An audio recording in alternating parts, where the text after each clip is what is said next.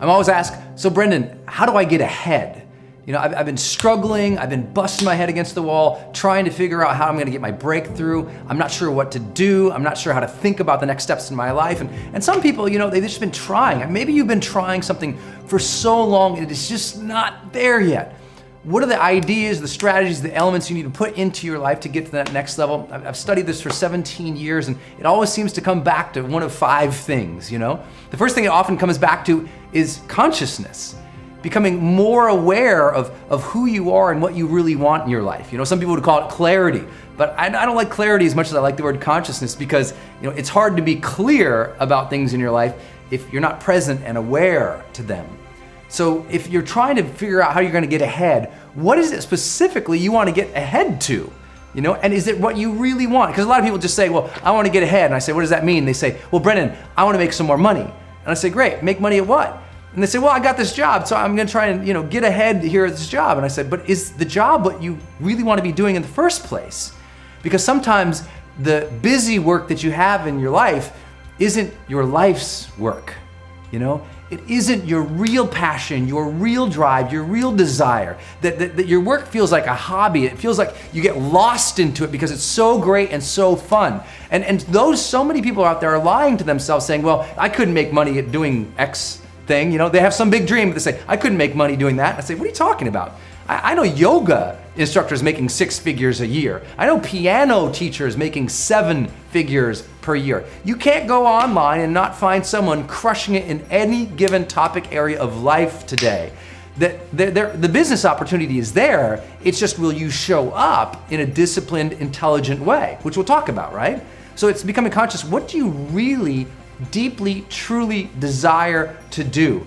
Because if you get ahead at things that you don't care about, maybe you're climbing the ladder or, you know, you're succeeding at something, but it's not your real thing, you know, it'll eat at you.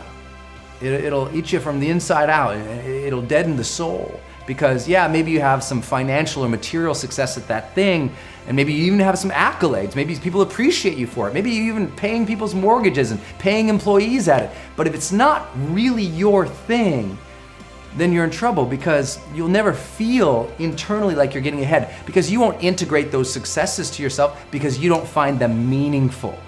So getting ahead begins with becoming conscious to what is it you truly desire? What would you love to do? Because you can build a business model around anything today.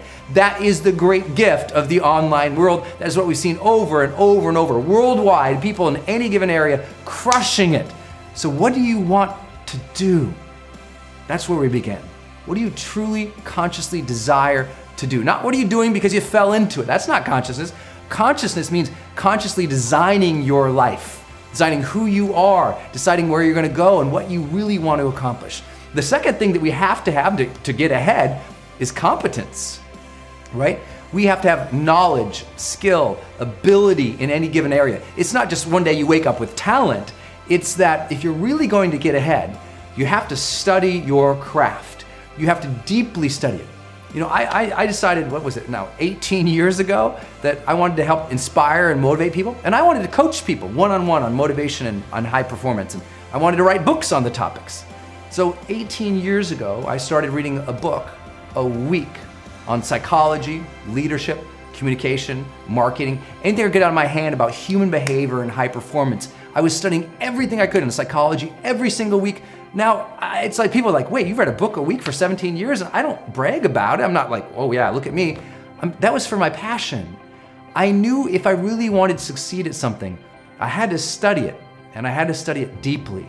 And I couldn't, you know, spend all this time doing all the other things. So I had to study my craft. The great artists of our past history, that's what they did. They did one thing. They had a true level of depth of study in that area. Now, maybe they dabbled in some other areas too, but they became famous because they studied one area. And so what's your area? What's the thing you need to study on? Develop a deep level of competence into how to do it and how that world works. Because, you know, we have this saying in Montana that the time to have the map is before you enter the woods. But a lot of people have a dream and they run out into the woods and they just start trying stuff. And they take this path and this path and this path and this path. And because they didn't study best practices, Sunday, they wake up and they're lost. They're confused about who they are and where they're at, and they're in this dark forest of the unknown with no plan to get out. They had no idea. They just jumped into something. They didn't study before taking that leap. And I always say, you know what? Study, pay attention, learn from the best, model the most intelligent, smart, successful people you can in any given area that you want to succeed in your life before you get into it. Then develop competency by doing it over and over and over and over again. Don't do it once in a while, here and there, over and over and over. That's how you get competence. And that leads us to this third thing, commitment. If you really want to get ahead, it's going to take another level of commitment. I always say to people, they say, I want to get ahead, Brendan. I say, okay, well, if you're at this level of commitment, to get ahead means you're gonna have to go to this level of commitment. If you want to earn 10 times more, you're gonna have to go to 10 times more commitment in that area, aren't you? Right? You have to decide, okay, what is it specifically that I'm willing to give up and move out of the way now to focus on this thing to make it a success, to truly work harder in this area and smarter in this area. And really commit to it. And today, you know what commitment means? Getting rid of distractions. Stop believing that we can all multitask and do 50, 70 different things. It's not true. The most successful people in the world aren't doing 50 or 100 different things. They have a very defined area, sort of specialty. They focus and they said, this is my thing. So getting rid of all the distractions, meaning, you know what, if you're reading celebrity gossip magazines, you're not committed to your craft, to your art, unless you are a celebrity gossip photography, or a celebrity gossip writer, or a celebrity gossip designer, or a fashion person. I don't know, but most likely those are not contributing to either your life nor your bottom line. And if you're really going to develop competence, real skill, real talent in an area, you got to stop doing a lot of other things. It's why you don't have a lot of really famous NBA stars who are also really famous quarterbacks and also really famous tennis players. No, they're great at one thing. Olympians tend to be Olympic athletes in one area. Why? Because it takes that much commitment in one area to become great. That's how you get ahead. Commitment. I think once you get a little more consciousness and we all grow in our congruence and our own ability to be more committed, from there, it's getting coaching. Because you can do the best that you can do all day long, but if you're not getting feedback from your friends, your customers, your family members, people who you are trying to serve, then there's no way you're gonna go to another level. Because we can only hit, we all have a level of competence, I guess, ceiling, if you will. We hit a top level in which we can take ourselves only so far. And then we need someone from the outside to look at it and say, oh, hey, kid, you need to adjust this, man. Try doing that. Oh, have you thought of this? When you're doing this, it's only this level, needs to be this level. If you get somebody, and everyone says, well, Brett, I don't have any coaches. Really? Well, how many have you asked? People always tell me, I don't have any coaches. Okay, great. How many did you ask?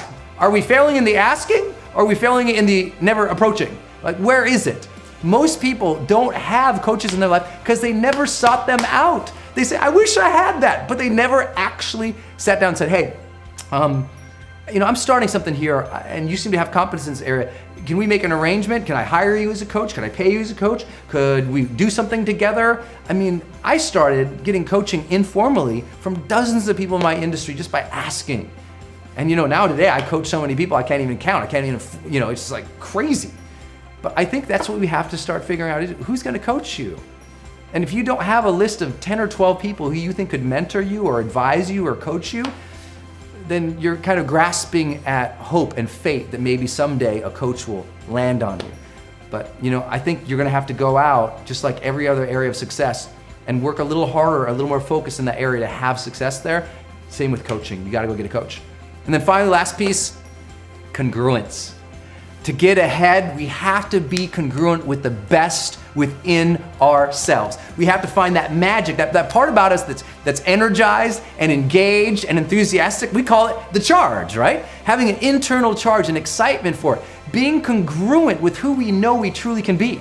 And if you are currently at one level of success in life, you're probably being congruent with how your mind has been fashioning what you are capable of. Your mind has told you, well, I'm capable of this, so you've settled at that level, or you allowed that level, or it's gotten easy to be distracted away from improving because you're being congruent with what you think you really are. And sometimes the easiest way to shift someone and actually help them get ahead is to say, look, we got to change the way you think about yourself, man. You got to give yourself more credit. You got to give yourself a bigger vision. Don't limit your vision for yourself based on what you accomplished yesterday. You can dream and you can grow into your best person. You can grow into new competencies, new skills, new talents. You can break through tomorrow. So have that vision for yourself. Set a new congruence in your mind. Say, you know what? I can become world class at what I do. I can become great at what I want to achieve. I can become a magnificent person who is loving and engaged and joyous in life. And you set your mind to it. And you really set your mind to it. And once you have that set in your mind, your body and your unconscious behaviors will start moving towards that. It will desire to be congruent with your very thoughts about yourself. If we can do those things, just decide to be more conscious, decide to go get some competence in an area, decide to be more committed, go get a coach, and you can be congruent with the best within you, then you can live the charged life.